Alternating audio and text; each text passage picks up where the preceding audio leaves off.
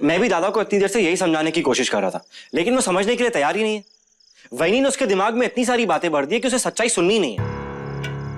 पर दक्ष ऊपर से मुझ पे नाराज हो रहे हैं। मैं कह कुछ रहा हूं और समझ कुछ और रहा है। दक्ष मेरी बात सुनो, वहीनी की बात मानने के लिए या तुम पर नाराज होने के लिए हम संकेत दादा को ब्लेम नहीं कर सकते। वहीनी पत्नी है उनकी। अब तुम ही सोचो, अगर कोई मेरे खिलाफ कुछ कहेगा तो क्या तुम बर्दाश्त कर पाओगे? नहीं ना।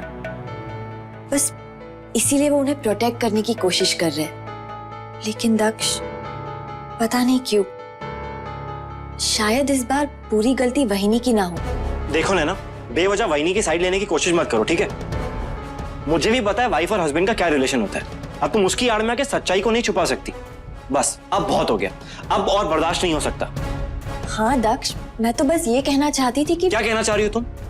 कि पूरी की पूरी गलती आई की है कि उन्होंने चुपचाप खड़े खड़े वहां अथर को सोफा से गिरते हुए देखा। नहीं दक्ष, तुम प्लीज शांत हो जाओ।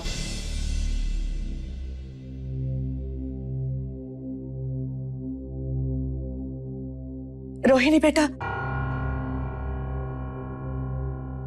आई, आप अगर यहाँ सफाई देने आई हैं, तो इसकी कोई जरूरत नहीं है।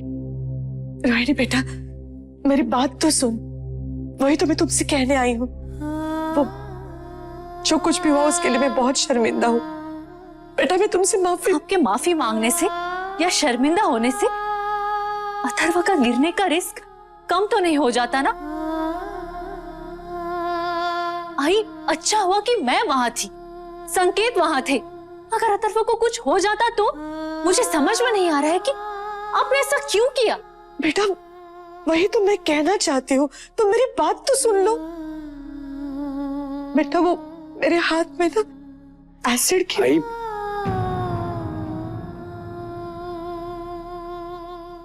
तो ठीक है ना?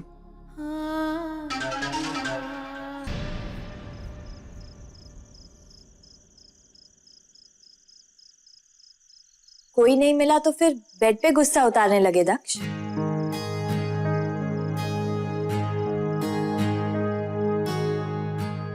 तुम मुझसे पूछोगे नहीं कि मैंने अपना हाथ ऐसे क्यों रखा है? तुम्हारा हाथ है, जैसे रखना है वैसे रखो। वो पता है, जब तुम गुस्सा होते हो ना तो बहुत अच्छे लगते हो। ठीक है, अगर तुम्हें नहीं चाहिए तो कोई बात नहीं।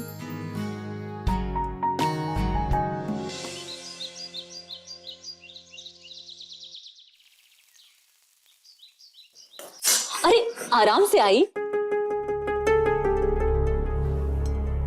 अरे अरे सामने से हटो ना, सारा मजा किरकिरा करके रख दिया। सास बहू का इतना अच्छा मैच देखने को कहां मिलेगा। हटो ना सामने से।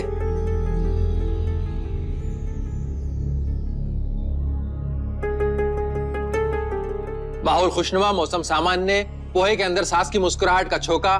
बहू अपने नन्हे मुन्ने को गोद में लेकर घूम रही है, होंठों पे मुस्कुराहट। बहू ने सास को देख के मुस्कुराया और सास ने भी मुस्कुराहट पास करी। दर्शक ये देख के हैरान है कि दोनों सेंटर फॉरवर्ड के बीच में इतना अच्छा तालमेल कैसे। लगता है वो कल की लड़ाई को भुलाकर उन्होंने जीवन के खेल से समझौता कर लिया है और वो विपक्षी टीम के विरुद्ध गोल करने का सोच रहे हैं।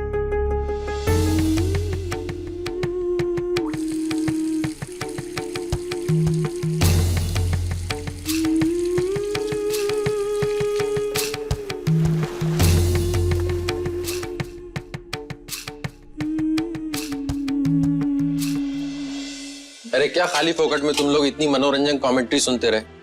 कमेंटेटर को एक कप चाय तो और पिलाओ। जी काका। ओफो, इसने तो पूरा डायपर गीला कर दिया। अब कोई बात नहीं बेटा, मुझे दे दे उसे, मैं बदल देती। नहीं नहीं आई, आप रहने दीजिए।